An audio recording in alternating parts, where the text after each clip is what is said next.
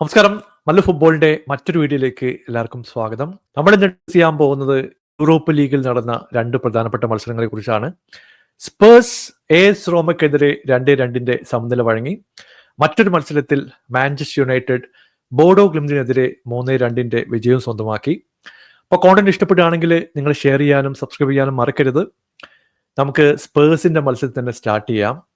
ഈ സ്പേഴ്സിന്റെ പ്ലേയേഴ്സിനൊക്കെ നല്ല ചട്ടുകം പഴിപ്പിച്ചിട്ട് പിറകിൽ വെച്ച് ഗ്രൗണ്ടിൽ കൂടെ 5-6 റൗണ്ട് ഓടിപ്പിക്കേണ്ട സിറ്റുവേഷനാണ്. ആ സിറ്റിക്കെതിരെ കളിച്ച കളീൻ്റെ ഒരു 20% ഇന്ന് കളിച്ചെങ്കിൽ ഈസി ആയിട്ട് ജയിക്കേണ്ട കളിയാണ്.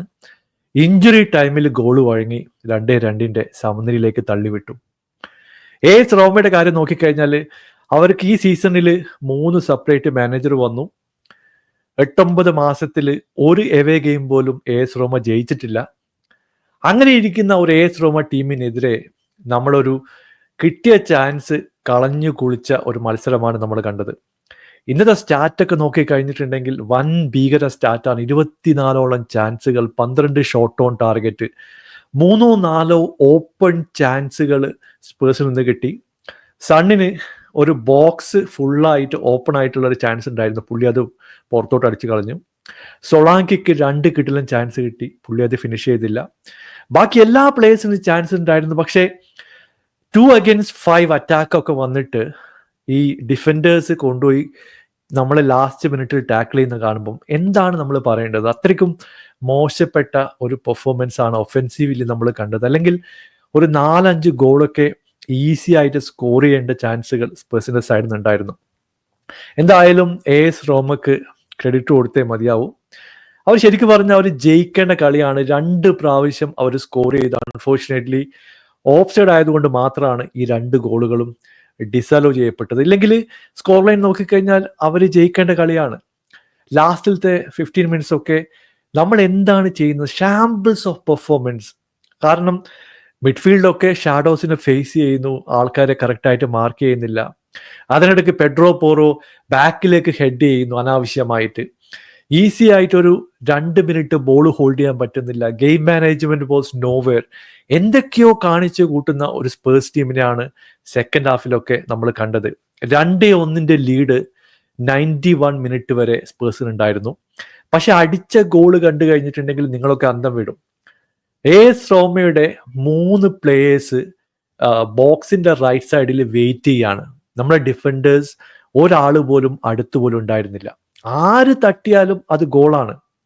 അതുപോലുള്ള ഓപ്പർച്യൂണിറ്റിയാണ് അവസാനത്തെ 2 മിനിറ്റിൽ AS റോമ ക്രിയേറ്റ് ചെയ്തിട്ടുള്ളത്.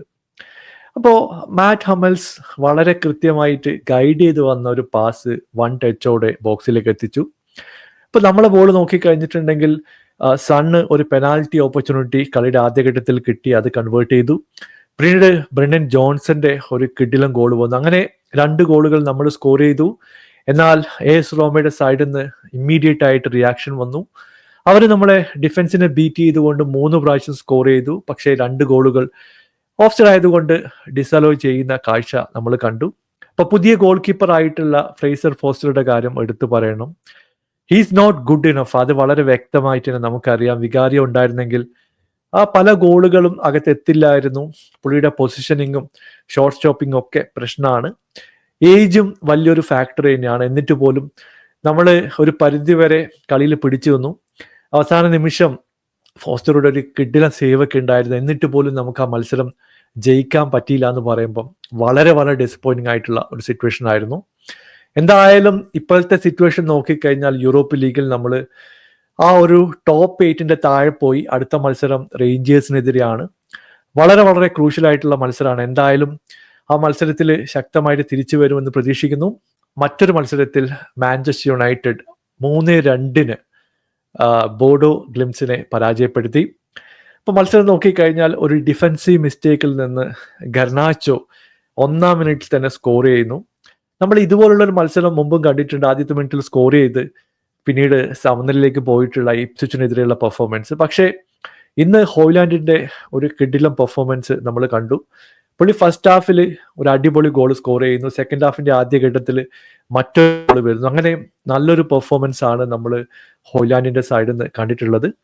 എന്നാൽ കൃത്യമായിട്ട് ഗോളുകൾ കൺവേർട്ട് ചെയ്യുന്ന ഒരു ബോഡോ ഗ്ലിംസ് സൈഡിനെയും നമുക്കിന്ന് കാണാൻ സാധിച്ചു.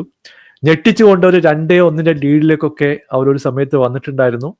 ഇപ്പൊ യുണൈറ്റഡിന്റെ സൈഡിൽ നിന്ന് എക്സ്പെക്ട് ചെയ്യാത്ത ഒരു ഗോൾ ലൈനിങ് ആണ് ഇന്നത്തെ മത്സരത്തിൽ കണ്ടത്. പക്ഷേ പൊസിഷൻ ഡോമിനേറ്റ് ചെയ്തത് മാഞ്ചസ്റ്റർ യുണൈറ്റഡ് ആണ്. നമ്പർ ഓഫ് ചാൻസ് നോക്കിക്കഴിഞ്ഞാൽ 20ഓളം ചാൻസുകൾ യുണൈറ്റഡിന്റെ സൈഡിൽ നിന്ന് ഉണ്ടായിരുന്നു. എനിക്ക് തോന്നുന്നു ഈസി ആയിട്ട് ജയിക്കേണ്ട കുറെ ഓപ്പർച്യൂണിറ്റികൾ മിസ്സായി എന്ന് പറയേണ്ടി വരും. എന്തായാലും യൂറോപ്യൻ ലീഗിൽ പതുക്കെ തിരിച്ചു വരാനുള്ള ഒരു തയ്യാറെടുപ്പിലാണ് മാഞ്ചസ്റ്റർ യുണൈറ്റഡ്. നിങ്ങളുടെ അഭിപ്രായം അറിയിക്കുക. Thank you so much for watching. Bye for now.